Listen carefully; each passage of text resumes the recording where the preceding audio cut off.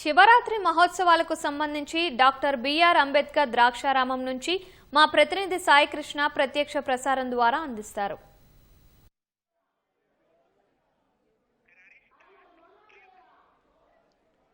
మహాశివరాత్రి పర్వదినం గోదావరి తీరం ఆధ్యాత్మిక వైభవంతో విరాజిల్లుతోంది. గోదావరి తీరమంతా ఆలయాలు భక్తులతో కిటకిటలాడుతున్నాయి, శివనామ స్మరణలతో మారుమవుతున్నాయి.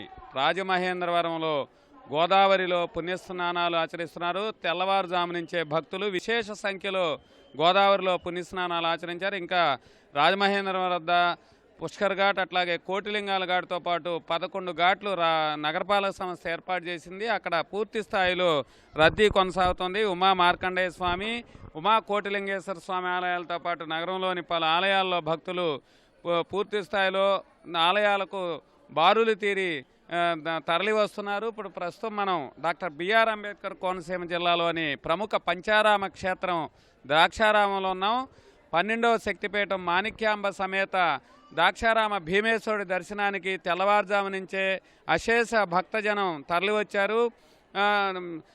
బిందు తీర్థంతో గోదావరి పుష్కరిణిలో సప్త గోదావరిలో స్వామివారికి అభిషేకాలు జలాలు తీసుకొచ్చి అభిషేకం సమర్పించారు. ఆ తర్వాత విశేష పూజల తర్వాత భక్తుల దర్శనానికి అనుమతించారు. తెల్లవారుజాము నుంచి అభిషేకాలు అర్చనలతో ఆలయం అంతా శివనామ స్మరణతో మారుమవుతోంది. భోగలింగేశ్వరుడు స్వామివారిని దర్శించుకుంటే సకల భోగభాగ్యాలు కూడా కలగజేస్తారనేది కూడా భక్తుల విశ్వాసం. పంచారామ క్షేత్రాల్లో దివ్యమైనదిగా ఇక్కడ ద్రాక్షారామ క్షేత్రం వెలుగొందుతోంది. అట్లాగే సమీపంలోనే గౌతమి గోదావరి తీరంలోని కోటిపల్లి ఉమా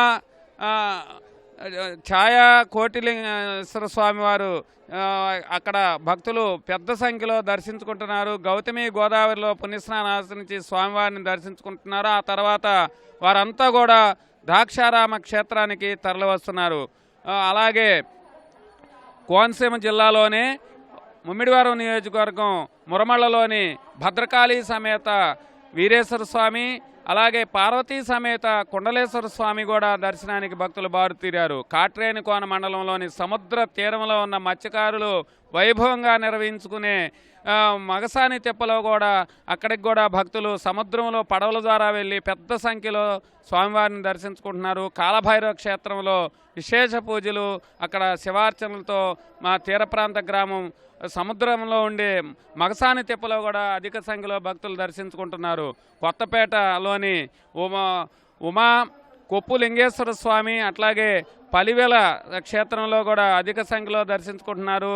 మందపల్లి మందేశ్వర స్వామి, అలాగే ముక్తేశ్వరంలోని ముక్తికాంత క్షమేత క్షణముక్తేశ్వర స్వామి ఆలయానికి కూడా పెద్ద సంఖ్యలో భక్తులు తరలివచ్చారు. కోనసీమ జిల్లా వ్యాప్తంగాను ఆలయాలన్నీ కూడా ప్రముఖ ఆలయాలతో పాటు గ్రామాన ఉన్న శివాలయాల పెద్ద సంఖ్యలో భక్తులు తెల్లవారుజాము నుంచే స్వామిని దర్శించుకుంటున్నారు.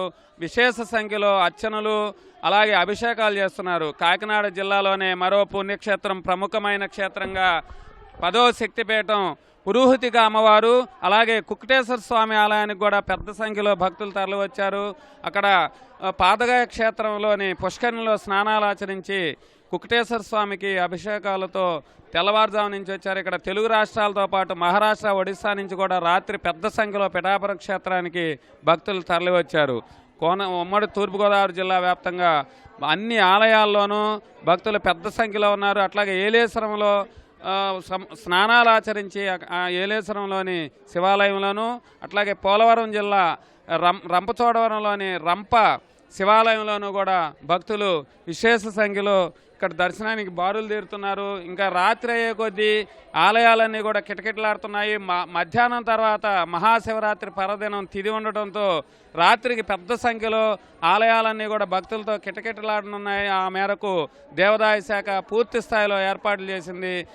కోనసీమ జిల్లాతో పాటు తూర్పుగోదావరి, కాకినాడ, అట్లాగే పోలవరం జిల్లాలోని రంప చోడవరం కేంద్రంగాను అన్ని ఆలయాలకు భక్తులు బారులుతీరారు. గోదావరి తీరమంతా కూడా భక్తులు పుణ్యస్నానాలు ఆచరించి శివనామ స్మరణలతో ఆయా క్షేత్రాలను దర్శించుకొని శివరాత్రి పర్వదినంలో ఆధ్యాత్మికంగా తరిస్తున్న పరిస్థితి అయితే ఉంది. ఈ మొత్తం ఉమ్మడి తూర్పుగోదావరి జిల్లా వ్యాప్తంగా అన్ని ఆలయాల్లోనూ వాళ్ళ మహాశివరాత్రి పర్వదిన శోభ వెల్లివిరుస్తోంది. కెమెరామెన్ సూర్యప్రకాష్తో సాయికృష్ణ, ఈటీవీ న్యూస్, ద్రాక్షారామ క్షేత్రం నుంచి.